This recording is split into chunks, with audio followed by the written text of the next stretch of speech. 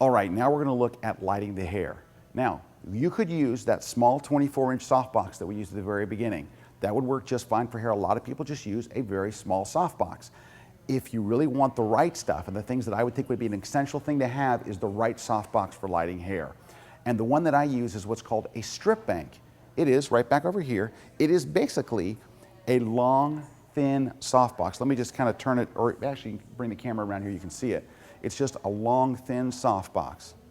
And what's nice, so what's the advantage of this? Well, where those big softboxes spread a ton of light, this spreads just a little tunnel of light. Now, we're going to go ahead and set this up and use it as a hair light straight over Nellie's head. Now that we know where Nellie's going to stand, I'm going to ask Nellie to actually just step off the set, because you don't usually like to set this up while someone's standing there, just in case you do something silly as you're building the light. So Nellie, if you'll just step off for just a moment. Thank you. Now I'm going to have Brad come in and help us position this. So I'm going to show you the classic way first. I'm going to tell you now that I don't really do this very much, but in like classical lighting, this is going to be a very, very common one that you see. And then I'll show you secondly how I do the hair light. All right. A couple of things while he's setting this up. Number one, if you're going to use this boom like this, you're going to put a light way over there, you must have a sandbag. You buy these sandbags from any online, I buy all my stuff from either B&H or Adorama. So this came from B&H. It's just an empty bag. You have to fill it with sand. It does not come with sand in it. So you have to go to a sandy place, put sand in it, but it's got to be on one end. The other thing is, notice what Brad did. Because Brad's a studio tech, this is kind of stuff is second nature to him, but if you look at the leg coming off here, it's in the same proximity as the light. So this 1/3 leg needs to come out there, so it makes it that much harder to tip. Picture if you have these two legs this way, the thing could tip right over. But by having one leg out there, it's just one other level of protection. Now, so Brad's kind of staying where he is. It's probably a little high where he is, but that's not bad. But this is the classic kind of look for where you would put a hair light. Now, there's a great trick to finding out how the hair light's going to look. That's good right there. Thank you, Brad. How it's going to look. But before we do that, I just want to say one more time. Make sure you have a sandbag and you're doing this. The last thing that you want to happen in your studio is for a light to fall over on your subject. I can tell you this, it will ruin the shoot. All right, Nellie, if I can get you back in here. Uh-oh, he wants to make a little adjustment. Turning on the light. We have found this makes such a difference that when the lights are on, they're much brighter than when they're off. All right, Nellie, let me have you get back in your spot. You're kind of worried about that thing, aren't you? Don't worry, look, Brad is there. No, it looks precarious, it works wonderfully, and then of course Brad's there. He's going to be extra safe and all. Well, because, oh, it's fine, it's not going to go anywhere. We do this all the time, so it's not, we don't really do it all the time. We've never done this. Okay. Now, here's what we would do. Normally what I'll do is I will turn off every other light in the studio. We have video lights on so you'd see, of course, but we have every other light in the studio off so you can actually see where the light's falling. And actually, looking at Nellie, it's kind of more lighting her nose. We only want it to light her hair. So Nellie, I would have you walk forward 6 inches. That's pretty much it. You don't really want to see that light. Let me see how we're doing. Yeah, you really don't want to see that. We're not only seeing the modeling light. Let's do a test shot to see, because that way it'll kind of kill the video lights. The light from the strobe is so bright it kind of cancels everything else out. Let's take a shot with no front light, just the hair light, and make sure that we're not getting, because that's the key, we don't really want the hair light to appear on the front of her face.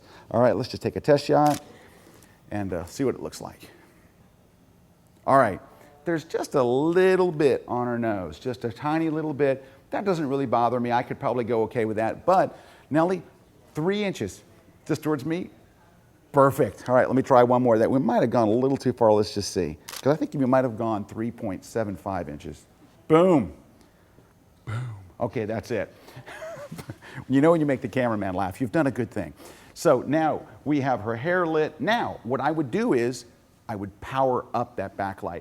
That light set at its lowest setting. This was the one we were using just a few moments ago. I would power that one up. So let's just go ahead and power it way, way up. I just hit it like 10, 12 times. So a stop point, 0.2. Let's take another shot now that we've powered it up. See how we're doing. All right, it's quite a bit brighter. So you can set it at whatever brightness you want. Now that I've shown you this, and this is the classical way that you'll see it done, I just want to tell you, like I did earlier, we don't really use this very often. This is not my most recommended way to do it, because this is kind of a little old school for today's look. So I want to have Brad come and readjust this. So Nellie, if you can just step off for just one more moment, we're going to have Brad come in and readjust this. But I can tell you, so if you, while he's doing that, if I had to just have 2 soft boxes, all I could have is 2 soft boxes. If all I could have is one, it would be that Octa, the big Octa, which we have over here. All right, I would have the big Octa, the 53-inch, and one of these. That's all you need. Now, you really only need one. But if you want to take it that next level, my next one would be to use this for a hair light. A couple of the advantages of the hair light are, number one, is that it helps separate your subject from the background. Number two, it helps define that side, and it adds another highlight to your photos. So your photos have more dimension, they look more professional, so there's some great advantages to that. All right, this is the position that I would normally use the hair light in, right here. This is the position. So your subject's going to be here and the light is over there, because right now the popular look is not to just light the hair and skim the hair, but to also kind of skim the side of the face and brighten this whole side. So this is the position I usually use it in, to where, and so this is an easy lighting setup. Think about this. 2 lights, one here, one there, both at kind of opposing each other. It works really nicely. I'm going to bring Nellie in first to just show you the hair light part of it. Then we'll go ahead and do a shoot with it. So Nellie, if you'll come back in. All right. And let's just look. Let me see where you're positioned. All right. Now that you're there, I think I actually have to move the light a little bit. This is where the modeling light comes in. Well, actually, Brad's going to run over there and do it.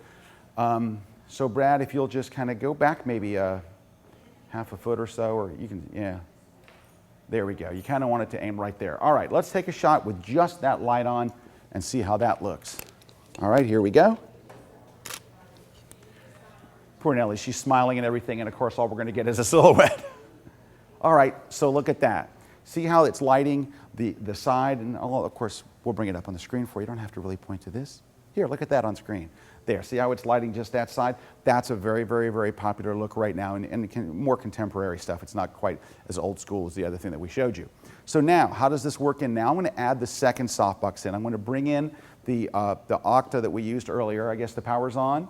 And can you bring it in a little closer to Nellie Land? All right, there we go. Does that have a modeling light? There it is. Okay. And I think it might be a little hair too close, Brad. Just turn it just a little bit. All right, so now we're going to use the 2 lights together. The hair light from the back light, and then this one. Let's take a test shot and see how where we're at. All right, so you can see the effects of the second light. It's not great yet. I'd still have to work this a little bit, you know, move it an inch here, move it an inch there and stuff. But you can see how the basic light, what that adds. I want to make an important note here, though. When I was showing you earlier how it looked with just the light, that was just so you can see how that one's on. You will always use 2 lights. That look of just the silhouette with just the hair, that's not the look.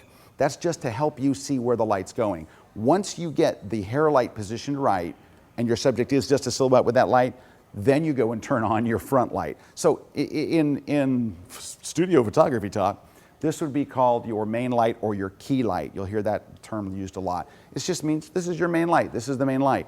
That's your hair light. You'll also hear it referred to, we call it a kicker light. So it's just an extra light in the background, or a hair light or a kicker light. So what we have here, and what you'll be using, is a main light and a hair light, or a key and a kicker.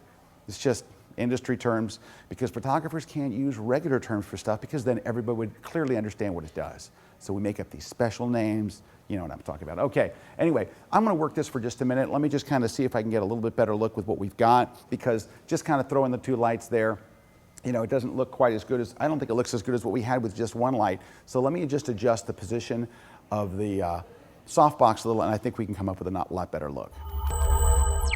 All right, and looking at the shot before I just start messing with things, because I haven't touched anything, I think there's 2 things just in analyzing the picture. Remember how I really cranked up the power on that hair light when it was straight above her head? Doesn't look good now. Also, I'm going to power that one down. And then the second thing is, the position of the softbox worked well for a 1 light shoot, but now I think it needs to be up a little higher and kind of aiming back down at her. So I'm going to ask Brad to help me with those 2 things.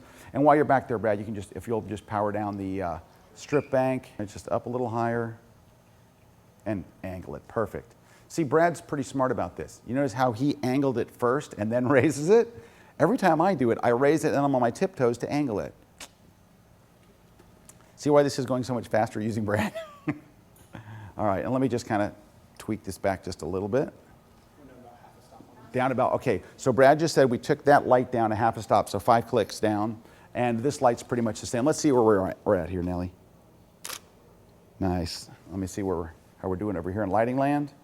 Oh, okay, much better. The light looks much more balanced. Now, there's still quite a bit of shadows on her face, but overall it looks pretty decent. Let me take a couple more, Nellie. Let's just take a couple of test shots here. Here we go. Very nice. Let me get down a little lower with my stance. Okay. All right, now, I'm going to stop right here because I want to point out something. So the lighting's looking better. Oh yeah, it's looking better. But here's another advantage you can do, is changing your vantage point. You'll notice that in a lot of times when you're shooting portraits and stuff, that the photographers are either down low or literally they're up high. You'll see them stand on either a ladder. We have one that we use in the studio we called a ladder cart, we joke, because you can use it as a cart to carry your gear, like you're going to a location shoot, you can move it in and out, but it's also a ladder, and it's pretty handy. I actually wrote about it in the digital photography book, I think volume 2. But here it is. Look, it's just appearing on the set here. This is a ladder cart. We love this. I think the only place in the world that I could find this, I think, was Adorama.com. And see, it works as a cart down here. You can stack boxes and crates and stuff on it. It's kind of handy. And then there's a ladder. So what I'm going to do is I'm just going to shoot these final shots of Nellie here. Can I actually stand on it, Brad? Is it okay? He took my cart, man. Thank you, Brad. See, this is Brad's very interested in the utility use of it. I'm more interested in using it for the latter part. All right, so I'm actually just going to take a couple of steps up here. I'm going to shoot down. It's just going to create a little bit more flattering angle. So you usually see photographers like this either literally laying down on the ground, shooting up, or shooting. Because think about this. If you shoot at eye level, she's going to look like she does to everybody else, right? The angle is going to be exactly the same. So this gives you a little bit better angle. Let's go ahead and go up. I'm just going to go up one step. I'll be fine. That just changes my point of view. She is looking up a little bit at me, which looks good. Very nice. Great. And let's see how we're doing over here. Good. Lighting looks good. Everything looks balanced, and we're ready to move on to the next segment.